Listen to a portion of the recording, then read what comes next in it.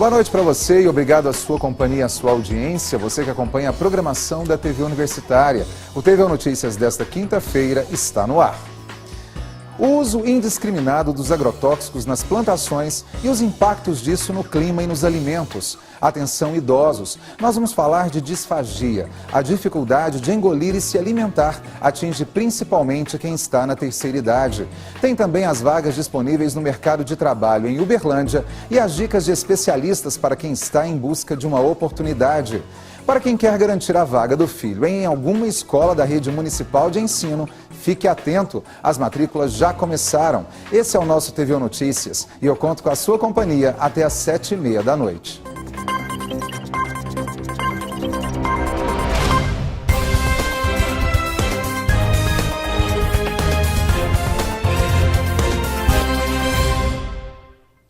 Ontem choveu muito em Uberlândia, com temporal principalmente no fim da tarde. A cidade ficou praticamente debaixo d'água, com vários pontos de alagamento. De acordo com a estação climatológica da UFO, choveu mais de 50 milímetros em apenas uma hora. De acordo com o Corpo de Bombeiros, foram registrados vários pontos de inundação, principalmente nas avenidas Anselmo Alves dos Santos, Rondon Pacheco e Avenida Getúlio Vargas. O trânsito ficou também muito complicado, como você vê nas imagens registradas por celulares. As regiões mais afetadas foram as zonas leste, norte e central. Apesar dos estragos, principalmente no asfalto de algumas ruas e avenidas e também quedas de árvores, ninguém se feriu.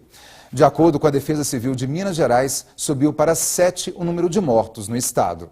Hora de saber como fica o tempo nesta sexta-feira. Em Uberlândia, a temperatura vai ficar entre 18 e 25 graus. Tempo nublado com chuva a qualquer hora do dia. Confira a previsão para outras cidades da região.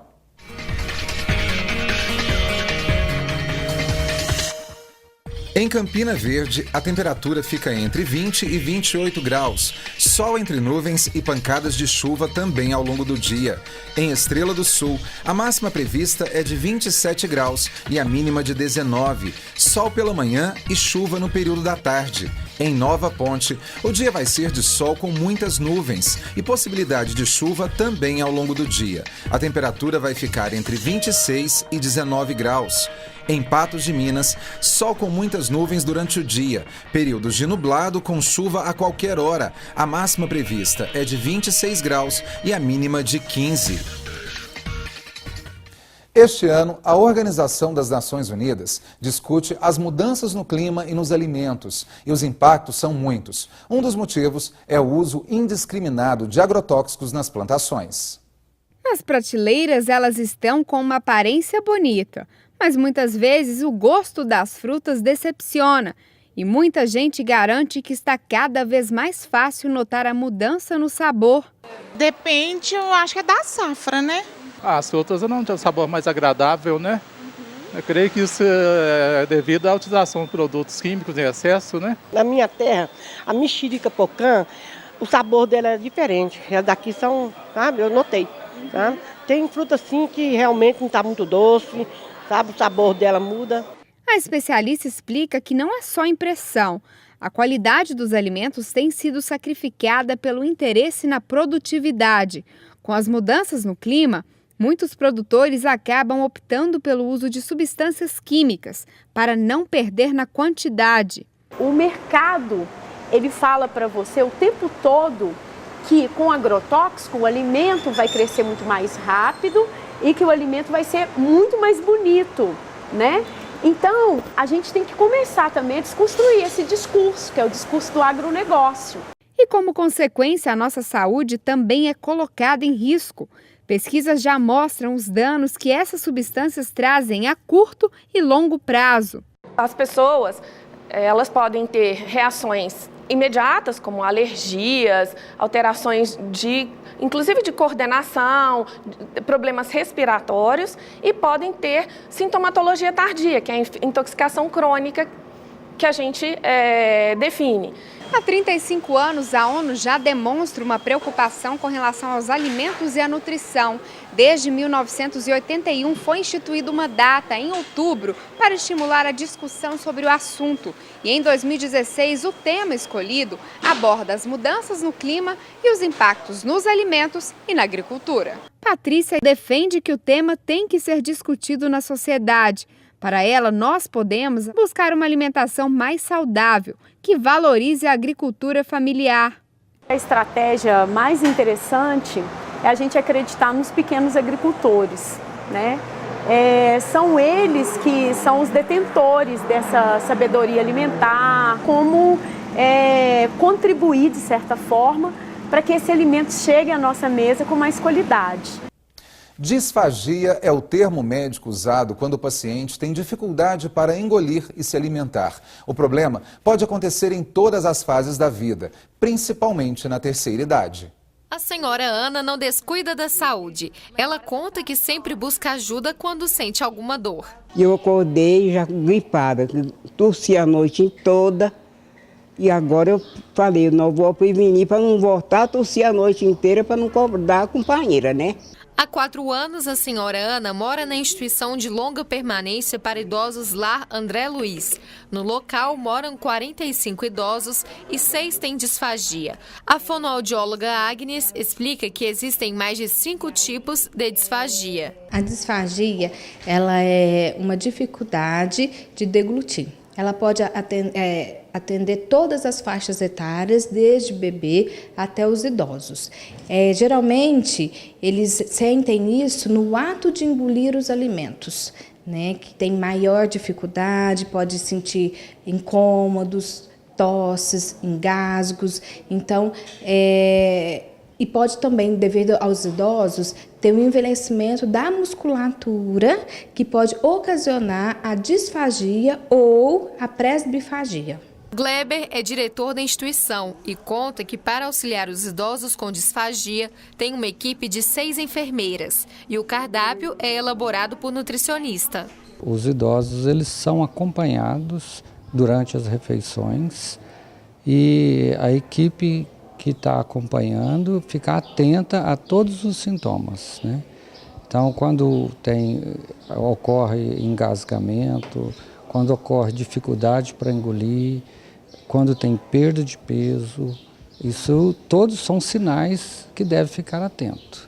E lembrando que a disfagia, ela não é uma doença, ela é um sintoma que pode estar ocorrendo alguma coisa no aparelho digestivo, desde a garganta até o esôfago, e esse sinal serve de alerta para que a equipe médica faça o acompanhamento. Dor, engasgo, tosse e alterações musculares são alguns dos sintomas da disfagia. Pessoas de qualquer idade podem desenvolver o problema. Nos idosos acontece a presbifagia, resultado do envelhecimento das estruturas. A partir dos 60 anos, eles começam a ter um enfraquecimento das musculaturas, né? Então, isso pode ocasionar um engasgo, uma tosse. Às vezes eles acham que é muito normal comer e tossir. Não necessariamente, porque a tosse é um mecanismo de proteção.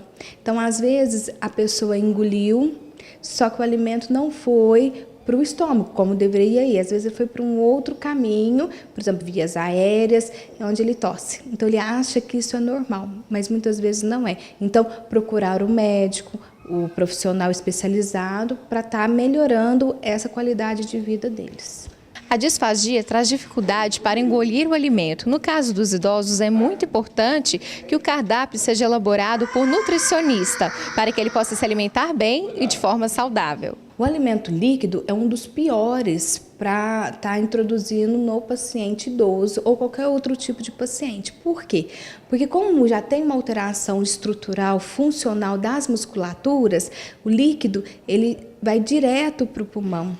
Então, o melhor é modificar a consistência alimentar para fortalecimento de musculatura e para prevenir possíveis pneumonias, broncoaspirações, para prevenir que o paciente tenha melhor qualidade de vida. Para tratar a disfagia, é importante buscar ajuda médica e fazer como a dona Ana. Sempre de olho na minha saúde. O TVU Notícias volta já.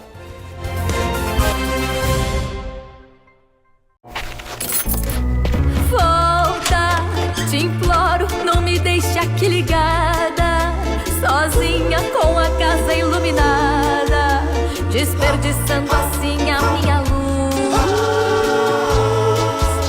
Se liga, meu amor, me desliga, por favor, não posso suportar tamanha dor. Se liga, use a energia de forma consciente, o planeta agradece.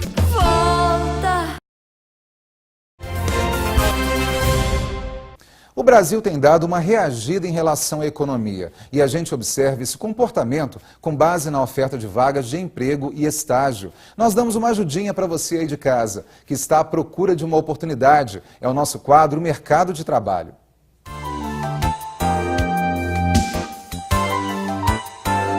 Vaga para assistente administrativo. O salário é de R$ 880. É preciso ter experiência e ensino médio completo. Mais informações no site www.cine.com.br. Vaga para auxiliar de escritório. É para atuar em assistência técnica.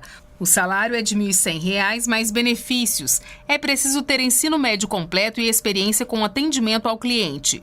Mais informações, leticiap@fundaçãocdl.org.br. Vaga de estágio em engenharia elétrica. É para atuar em construção civil e elétrica. A bolsa auxílio é de R$ 880 mais vale transporte e alimentação. É preciso cursar superior em engenharia elétrica. Mais informações, consultoriarh@fundaçãocdl.org.br. Vaga de estágio em contabilidade. A bolsa auxílio é de R$ 650 mais vale transporte. O candidato precisa cursar a partir do terceiro período de ciências contábeis ou administração. Mais informações, talentos@fundaçãocdl.org.br. Vocês viram aí que são muitas oportunidades de trabalho. A CDL em Uberlândia também está com muitos postos de emprego e estágio abertos, já em processo de seleção de alguns candidatos. É justamente sobre as exigências do mercado, qualidades que são valorizadas e a importância da formação e qualificação profissional que nós vamos falar a partir de agora. Quem está aqui comigo é a Renata Martins, que é a supervisora de RH da CDL. Renata, mais uma vez, obrigado pela sua presença aqui hoje, viu? A gente fica muito feliz pelos esclarecimentos. E já faço essa pergunta. A gente fala muito sobre exigência. A gente sabe que a formação básica ela é fundamental, porque como pré-requisito, geralmente as empresas elas têm um segmento específico de atuação. Mas não pode ficar preso apenas na formação superior ou escolar, não é mesmo? Sim, o que a gente orienta em termos de carreira é o básico da formação, né? Óbvio, a formação nível médio, e aí realmente as vagas elas exigem informações mais técnicas ou de ensino superior de acordo com as vagas realmente disponibilizadas. Mas o mercado está cada vez mais exigente, não só com a formação profissional, que hoje realmente é o básico, mas com o comportamental dos candidatos. Como esse candidato ele se adapta à empresa, os valores, a cultura, o engajamento, que isso a gente não aprende na faculdade, não aprende, né, no ensino formal. Então, realmente a exigência comportamental, ela talvez até supera a exigência técnica, né, do conhecimento técnico. Existe espaço para todo mundo? Eu digo isso pelo seguinte, pelo menos eu que tenho mais de 30, a gente sabe que eu não pertenço à geração Y, Z, eu não nasci em nenhuma geração tecnológica, mas essa moçadinha, talvez eles lidam muito bem com a máquina, com o operacional da tecnologia em si, mas não conseguem lidar, por exemplo, com a hierarquia, não conseguem lidar talvez com relacionamento interpessoal de uma forma mais democrática. Tem que ser passado isso com clareza desde o processo de seleção para o candidato? Olha, a vaga é assim, você vai ter que respeitar isso, vai ter um organograma, vai ter uma relação de funcionamento. Tem que fazer isso? Sim, sim. Na verdade, é uma grande falha que a gente percebe que ocorre nas seleções, às vezes ocultar algumas informações da vaga de forma a torná-la mais atrativa para o candidato, mas isso mascara a realidade da empresa. E aquele candidato, ele entra acreditando em uma realidade e aí ele se decepciona, acaba não atendendo às expectativas da empresa. Então isso tem que ser muito alinhado no início, tanto da parte do candidato e ali ser sincero, o seu interesse, o que eu tenho de competências, o que eu não tenho, mas estou disposto a aprender. E a empresa da mesma forma, né? Falar sobre os seus objetivos, sua missão, visão, valores e o que é esperado do candidato. Acho que essas expectativas elas têm que estar muito alinhadas, falar a mesma língua. E em relação ao compromisso desses candidatos, a gente sabe, por exemplo, a CDL, toda semana ela disponibiliza um número até muito significativo de vagas para Uberlândia, para a região. E a gente percebe que existe sim a procura, os candidatos vão lá, eles se inscrevem, mas eles não vão até o final. E muitos deles não vão, não é nem porque foram desclassificados, é porque às vezes perdem o interesse pela vaga, ou eles percebem ao longo do tempo que surge outra coisa e ele para ali. Como é que deve ser o compromisso? Já que eu me coloquei à disposição, como é que funciona isso? Esse compromisso, ele também tem que ser feito das duas partes. É lógico que quando o mercado está aquecido, o candidato ele tem uma possibilidade de escolha e é justo, honesto, né? Que eu vejo uma oportunidade melhor e me inscreva. Mas o que as pessoas têm que ter um pouco mais de tranquilidade é para entender que nenhuma vaga e nenhum emprego é perfeito. Não é verdade? E que você tem que crescer também junto com o negócio, Sim, né? Vão ter adaptações que vão ter que ser feitas. Ali no período de experiência, é um período de experiência para a empresa conhecer o candidato e para que ele conheça a empresa também. Mas sabendo que não vai ser perfeito esse casamento, para o resto da vida a gente brinca. Então esse compromisso, é lógico, quando o mercado está aquecido, como a gente falou, as pessoas podem escolher um pouco mais, mas esse período que a gente passa agora, a gente teve uma baixa da oferta das oportunidades de emprego, então as pessoas estão se comprometendo um pouco mais a permanecer naqueles trabalhos. Entendi. Para a gente finalizar, qual é a dica que você dá, até de forma resumida mesmo, para quem está em casa, o que tem que ser feito realmente para conquistar essa vaga e como procurar, por exemplo, a Fundação CDL, a CDL, para ter mais informações, talvez até sobre cursos e capacitação que vocês oferecem também em alguns momentos do ano também. Dicas básicas, então, a apresentação pessoal, fazer um currículo, até pedir opinião, uma dica, olha, leia, veja se está legível, compreensível, os cargos ali, as datas, ok, tudo correto, o seu cartão de visita é o currículo.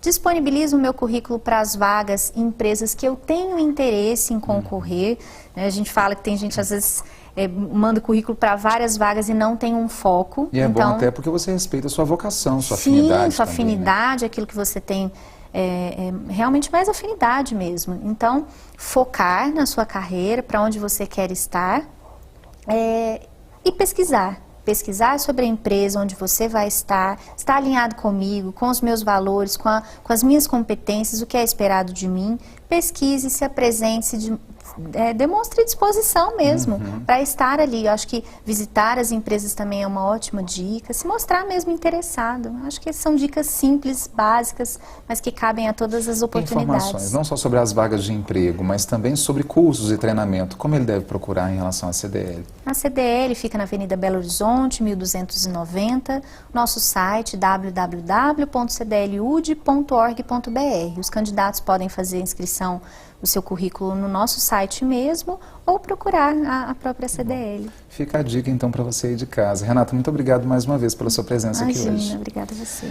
Está terminando o prazo de matrículas para os alunos da Rede Municipal de Ensino em Uberlândia. Depois do intervalo, que tem também a inauguração do restaurante universitário provisório, até que o novo fique pronto aqui no campus Santa Mônica da UFO. O TV Notícias volta daqui um pouquinho, não saia daí.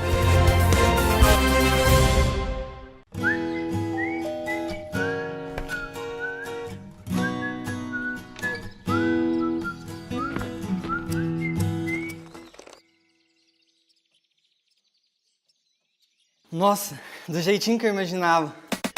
Ele vai ajudar na construção da primeira etapa da Unidade 2 do Hospital do Câncer em Uberlândia. Ajude você também. Ligue 0800 34 2062 e doe.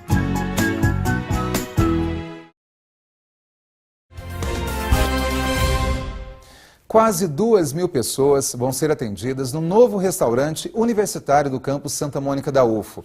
Mesmo sendo uma estrutura totalmente compatível com a demanda da comunidade universitária, essa será uma sede provisória, até que o restaurante oficial seja construído.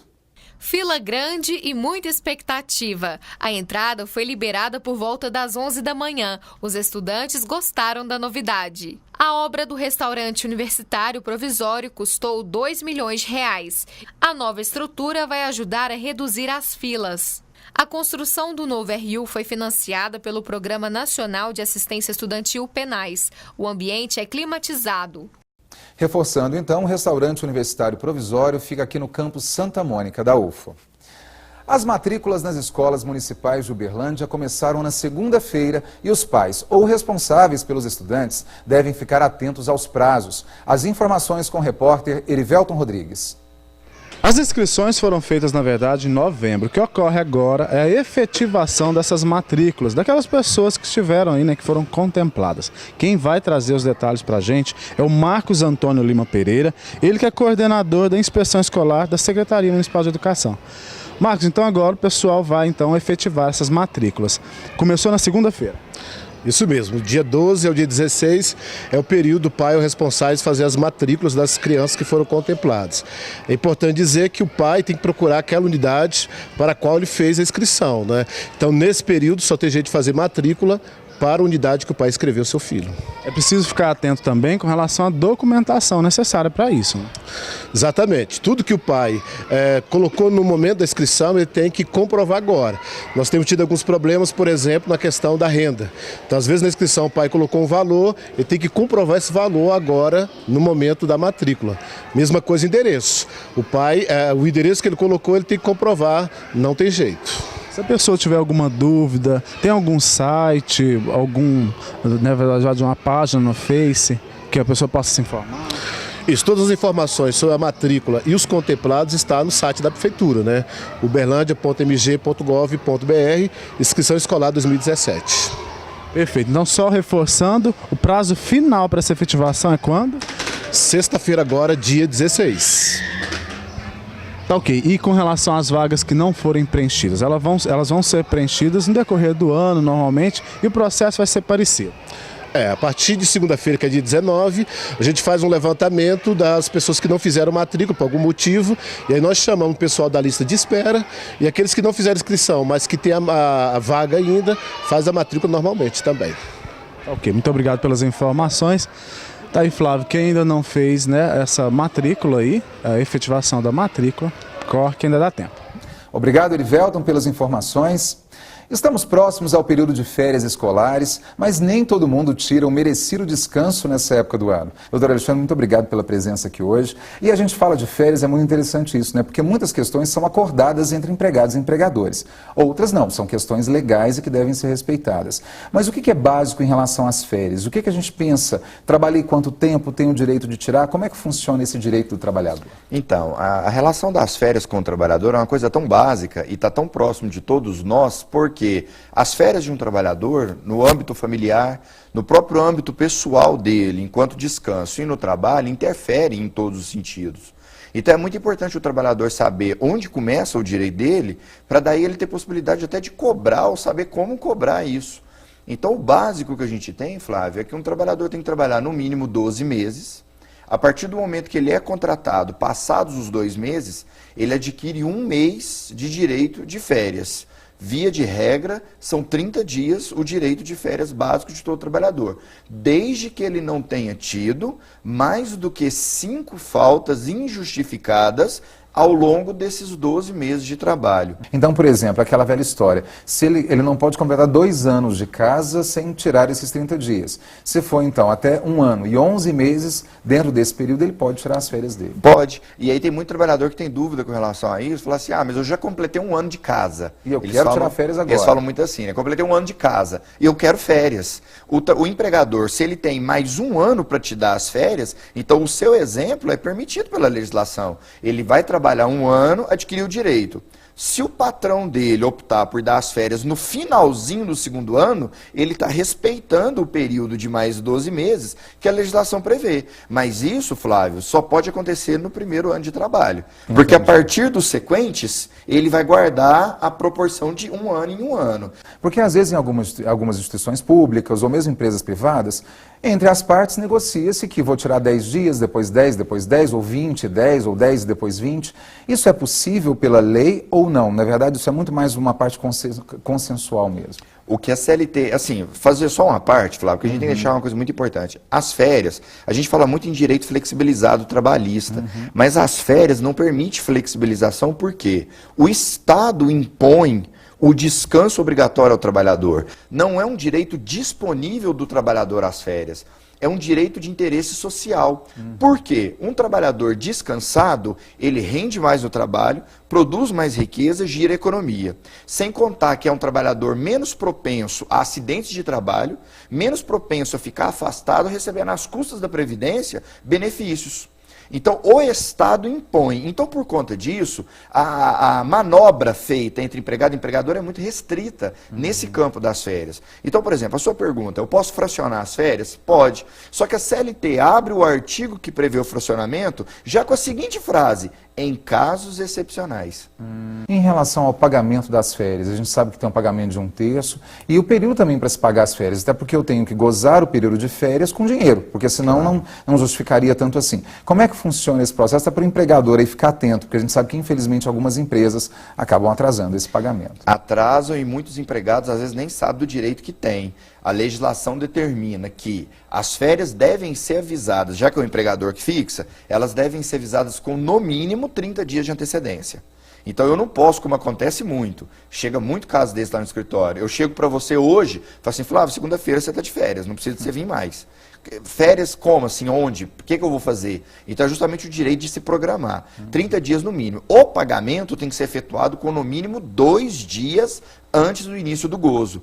Então, se você vai sair de férias na segunda-feira, eu tenho que te pagar as suas férias, acrescido de 1/3, que é obrigatório, até no máximo hoje. 2 dias antes do início do gozo. E isso hoje, Flávio, não tem acontecido. As empresas, às vezes por desconhecimento ou por negligência, ou por dificuldade financeira mesmo, paga as férias durante as férias, e em alguns casos piores, quando o empregado volta das férias. Então é o que você falou, ele goza as férias sem dinheiro. O que é que ele faz? Fica em casa. E aí ele não tem um descanso pleno para gozar o lazer. Seria o objetivo social, inclusive, do período de descanso. Exatamente. E assim a gente encerra o nosso TVO Notícias. Tenha você aí de casa uma excelente noite. A gente volta a se encontrar amanhã às 7 horas da noite. Um abraço e até lá.